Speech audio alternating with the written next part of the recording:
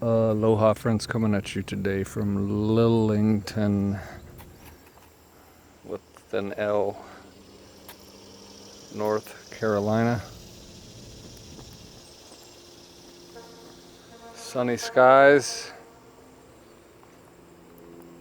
No sign of any hurricane at this time. But we're not all that close to the shore. Well, it's not up here really yet, but we're about, I would say, probably at least 150 miles from the ocean.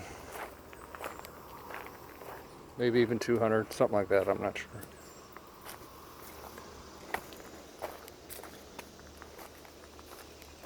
Anyway, we're just out kind of doing a nature walk.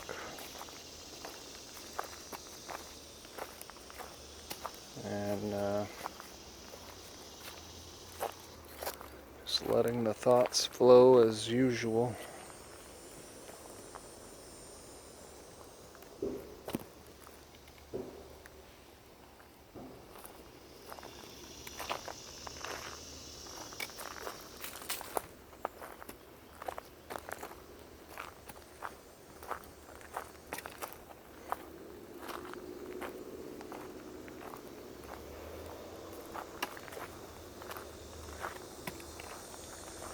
I don't know if anybody's noticed any squirrels at this time of year.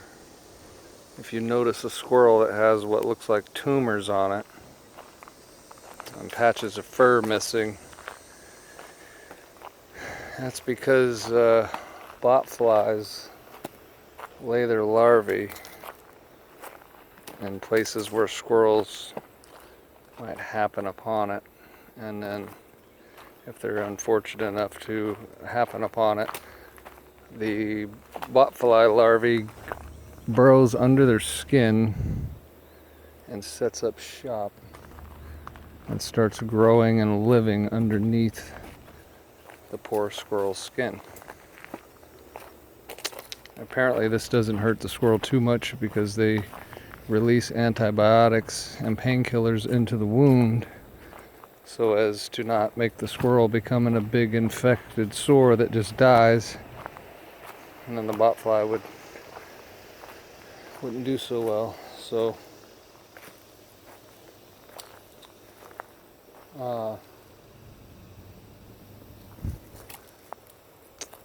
there's a wasp here that's just been tearing this stink bug apart. Where are you at? I can't see through my damn views in the sun. Hang on, there we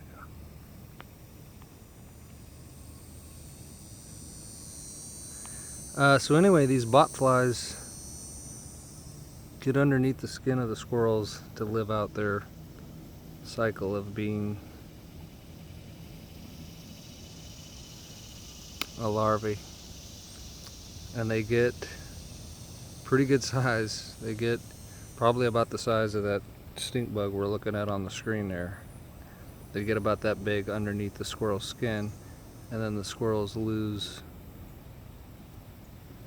their fur in the general area.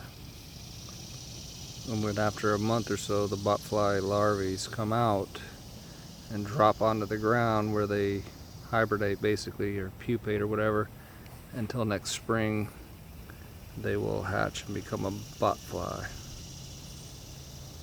So my poor squirrel, one of my squirrels in my backyard, got especially wrapped up with these stupid botflies, and he's got about 4 of them things under his skin, or has had 4. I think some of them have came out already. But somehow he hurt his back left leg. I don't know if it's due to them or what, but his back leg basically stiffened up and stopped working. And so I didn't really have a name for this particular squirrel because he came along a little bit later than some of the other ones. So I incidentally ended up naming him Squirrely. And so Squirrely seems to be crippled because of these horrible botflies, or just because he hurt his leg. I don't know which, or it might be both. So a bunch of my squirrels in my backyard area around my house got ate up with those things. Like at least almost every squirrel got at least one. Some squirrels got 3, 4, 5 of them. So it's just horrible. I'd never heard of them before, never seen it before. This is the first year I ever saw such terrible thing happen to squirrels, and researched it and found out about it and was pretty much horrified. It just sounds horrible, disgusting, sick. If there's any kind of creatures that do such horrible things to other creatures, it just, to me, it's an anomaly. It's part of the, in other words, in my mind, it's not natural at all. Nothing of a vampiric nature is normal or natural in my mind. It's a distortion or an anomaly based on, I'm going to say, human distortion. Because if everything is coming about due to consciousness itself, then some of the distortedness is going to spill out into nature, where we get these strange anomalies like Botfly larvae.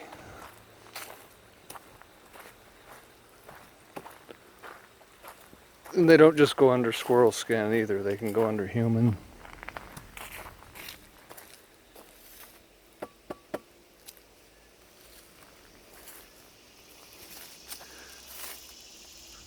A piece of a UFO out here. I think that's just a piece of metal sitting there. If I had a truck, I'd get it and take it to my house, but I don't, and I'm a ways from my car.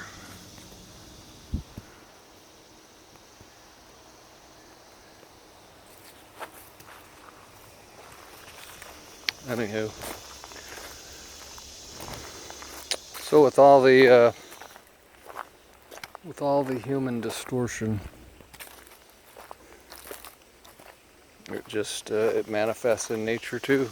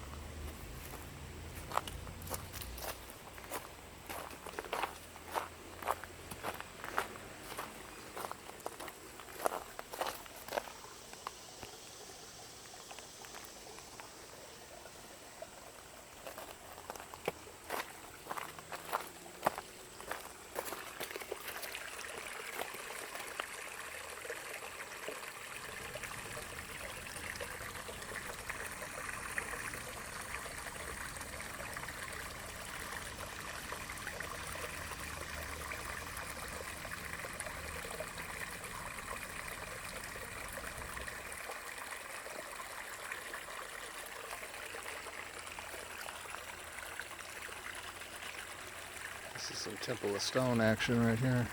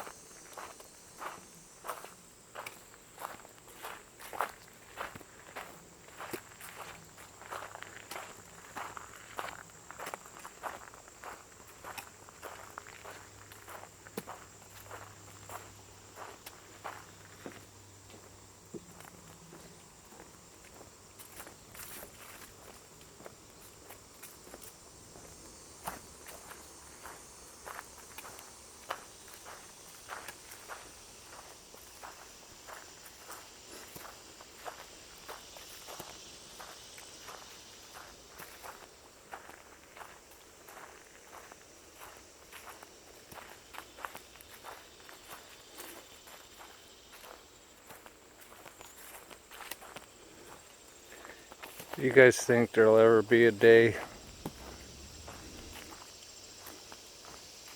in an Earth realm environment where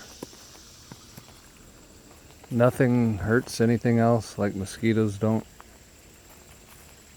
bite you, ants won't bite you, bees won't get after you, things won't kill anything else or hurt anything else?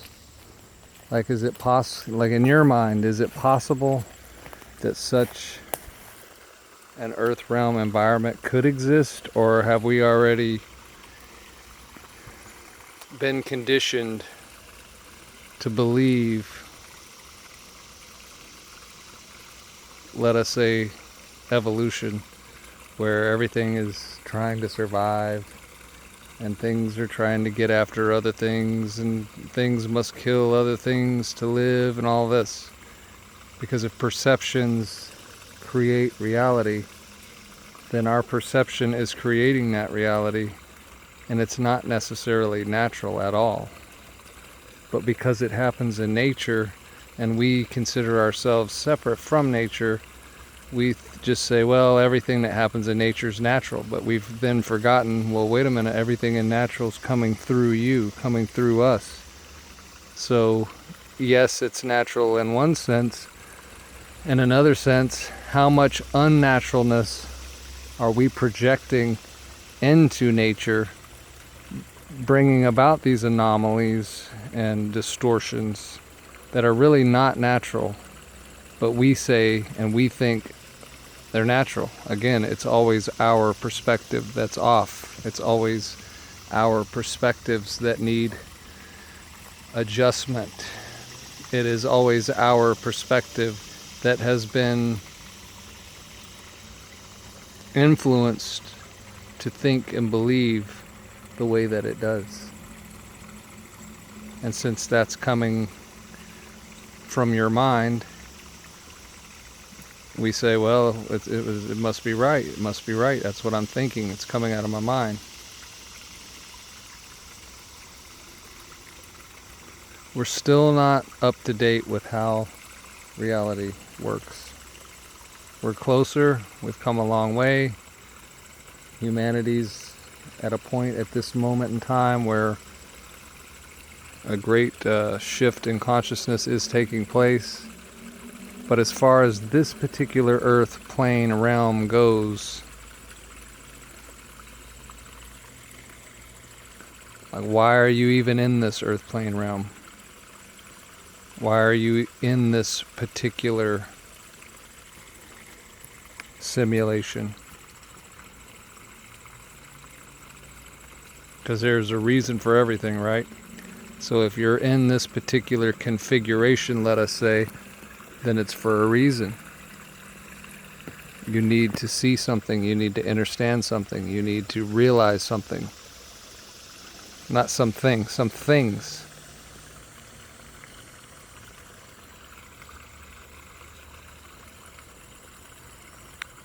And so we come out to nature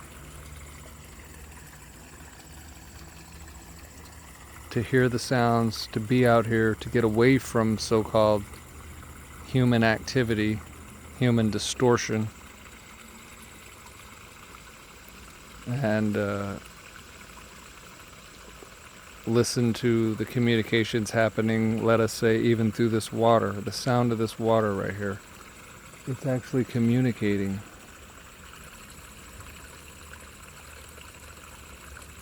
On a level that we're not very familiar with.